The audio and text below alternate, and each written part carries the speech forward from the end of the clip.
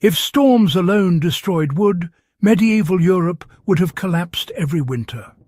Instead, timber-framed houses stood through centuries of rain, snow, gales, and freeze-thaw cycles. Roof beams flexed but did not fail. Posts darkened but did not rot. This durability was not the result of better forests or mystical craftsmanship. Medieval builders relied on a deceptively simple trick that modern construction abandoned. They built wood that expected to move, get wet and dry again, and they prepared it so that those cycles made it stronger rather than weaker. The medieval trick treated storms as part of the design, not a threat. Modern building treats storms as disasters to be sealed out. Paint, membranes, and rigid barriers aim to lock wood in a dry state forever. Medieval builders knew this was impossible. Water always finds a way in. Their goal was to ensure that when storms passed, wood released moisture quickly and returned to a stable state without internal damage. This philosophy governed everything from timber selection to roof design. Wood that dries fast does not rot, even when repeatedly soaked. This was the core insight behind medieval durability. Timber selection and cutting season removed weakness before construction. Medieval builders chose trees that grew slowly under competition. These trees produced dense fibres and narrow growth rings that resisted water penetration. More importantly, trees were felled during winter dormancy. Sap levels were low, sugars were minimal, and moisture content was reduced before the timber was ever shaped. This mattered because, well, fungi feed on sugars. By cutting in winter, medieval builders starved decay before it began. Modern forestry abandoned this practice for efficiency, not because it failed. If you cut or source wood today, selecting winter-cut or air-dried timber immediately improves storm resistance. One of the least discussed medieval practices was soaking timber before use. Logs were submerged in rivers or mill ponds for months or even years. Cold water leached out sugars and starches while leaving structural fibres intact. This reduced decay fuel and made the wood less appetizing to fungi.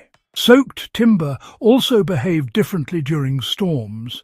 It absorbed and released moisture more evenly, reducing internal stress.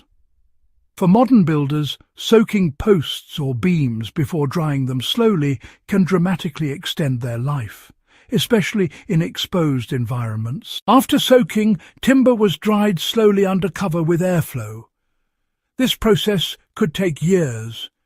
Slow drying allowed the cell walls to compress evenly rather than cracking. The result was denser, tougher wood that resisted splitting during storms and temperature swings. Modern kiln drying removes moisture too fast, leaving wood stressed and eager to reabsorb water later. Air-dried wood weathers storms far better. Fire hardened the surface against wind and rain. Medieval builders frequently used controlled fire or smoke to treat wood. Light surface charring sealed pores, killed surface organisms, and reduced moisture absorption. It also toughened the surface, making it more resistant to driving rain and wind abrasion. This technique is easily applied today.